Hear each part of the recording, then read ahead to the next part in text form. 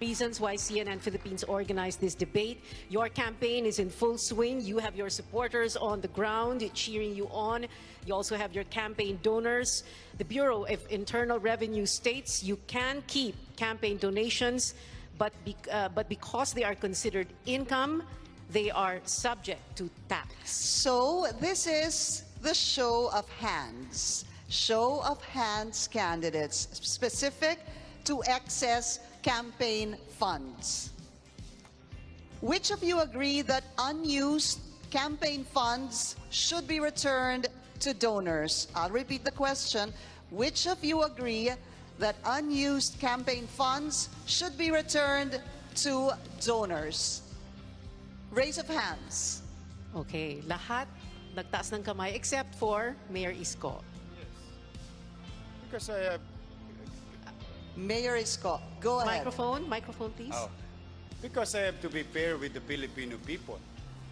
Hindi ako nagsoli ng binigay sa akin tulong sa kampanya na sobra, ngunit tinupad ko ang aking tungkulin bilang mamamayan na magbayad ng buwis. That's why wala akong moral ascendancy to answer the question in favor. So I have to remain of what I have done in the past, and I don't know what I'm going to do in the future, and I hope that someday, somehow, the new sets of Congress, the Senate and Congress, for that matter, should pass a law that requires this kind of questions later on, so that we can resolve it properly and fairly. But what matters most, you pay your tax. That's important.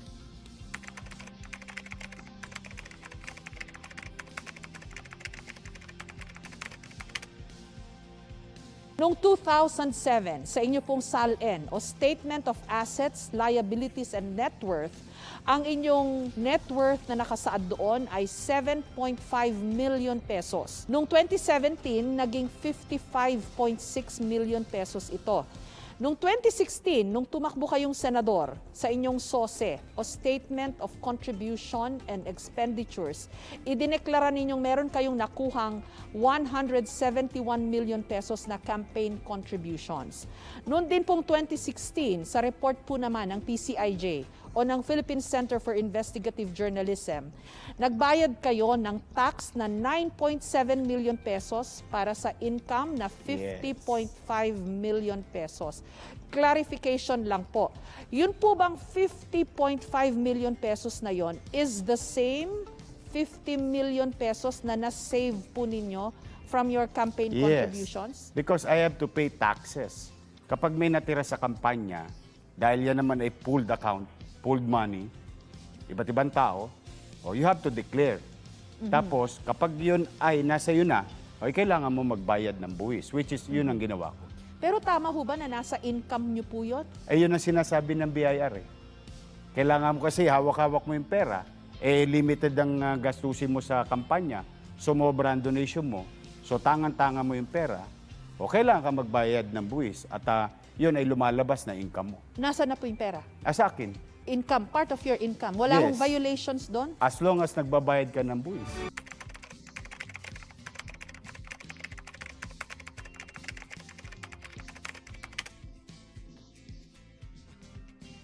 Mayor ISKO, dapat magtatag tayo ng mga latuntunin na magiging gabay ng lahat ng magiging kandidato. At that time, ang naisip ko ay gampanan ko ang tungkulin ko bilang mamamayan na nagbabayad ng buwis.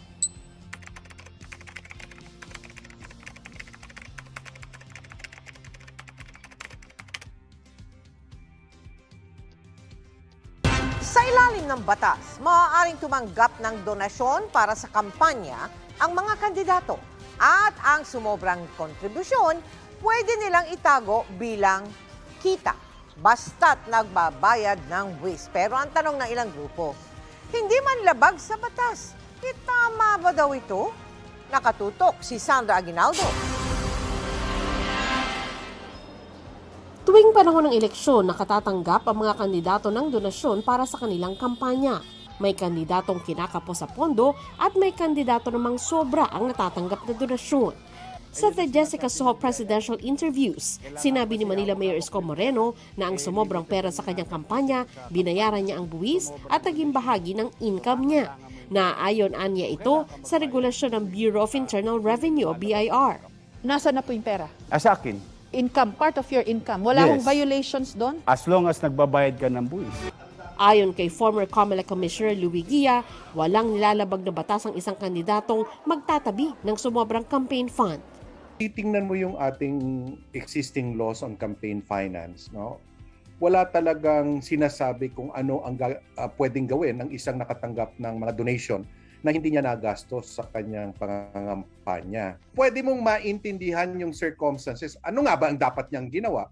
Well, under the existing law, nagbayad naman ng buwis, no? So that's the best that he can do under the existing policies.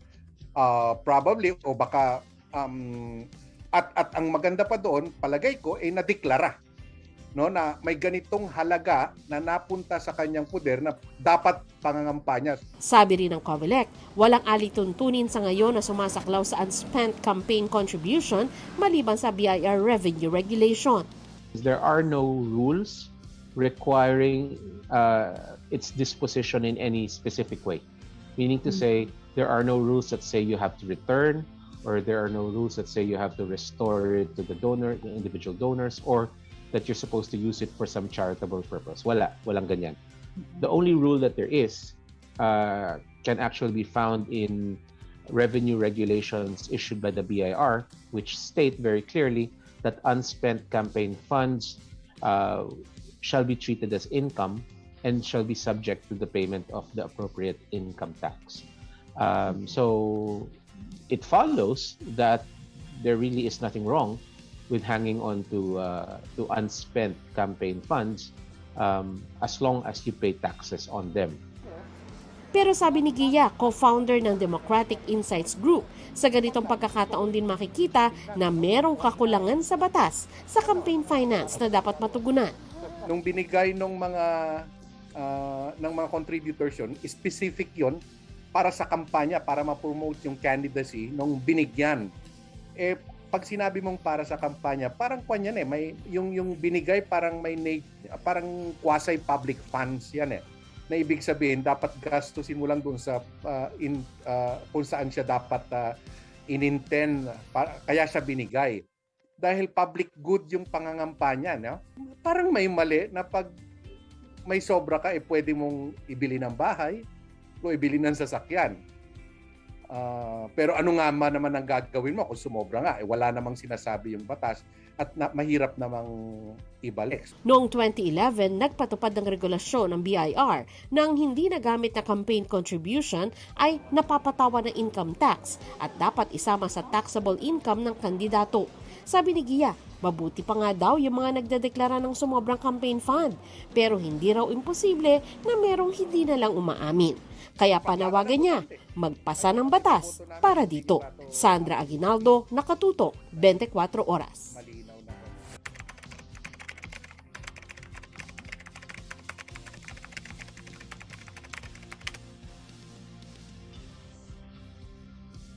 What are candidates supposed to do with excess campaign funds donated to them? Well, the rule basically is that there is no rule. Candidates are not prohibited from keeping the money that was donated to them if it turns out that they have a surplus of funds. No, there is no rule that mandates return. There is no rule that tells the candidate that they have to restore the money to the donors or to dispose of it in any particular way. So basically, ang ginawa ng BIR is that it simply came out with a regulation, a revenue regulation, that said that any excess campaign funds would have to be considered taxable income. Okay? Taxable income. Ibig sabihin, essentially, ang treatment ng batas dyan sa pera na yan ay kinita or earned nung kandidato, and therefore they have to pay taxes on it. No? Parang income nga. So in that sense, tama naman yung sinabi ng kandidato, no? Na from 1 year to the next, tumaas yung kanyang net worth, but at the same time, nagbayad siya ng karampatang buwis doon sa inilaki ng kanyang salin, ano, or ng kanyang net worth. roughly corresponding to the amount of money left over from his campaign. So joining us tonight is Attorney Kim Minares, the former Commissioner of the Bureau of Internal Revenue. Good evening, ma'am, and thank you for joining us on the program for the first time. Good evening, Christian. Thank you for inviting me. Okay, let's talk about this admission made by Mayor ISKO Moreno that he kept a big part of the campaign donations that he received for the 2016 elections, but he paid income tax for those excess funds. What basically is the rule as far as the BIR is concerned? Okay, as far as the BIR is concerned, I came up with the revenue regulation in 2011 because we always hear the news that there are candidates who are paid to run or who are given campaign funds, but if they see they're losing, they stop campaigning and just pocket the campaign donation that was given to them. That's why we came up with the revenue regulation. Basically, we're saying that if you should do this, then it becomes your income because you use it for a purpose not for which it was intended. So you have to pay income tax on this. Now, prior to 2011, what was the practice? What was the rule? Let's say I was a candidate, and then I had excess funds in my disposal after the elections. There's no rule. It's silent, no? But even if there's no rule, that regulation only clarifies it because there's a general principle in taxation, right? If you appropriate something that's not yours, it is an income. No? I always say before when I was commissioner, from whatever source it may be, as far as the tax authority is concerned, we're not concerned about that. It's the fact that it's something that's not yours and you appropriate it and it becomes an income figure and therefore you should pay taxes on that.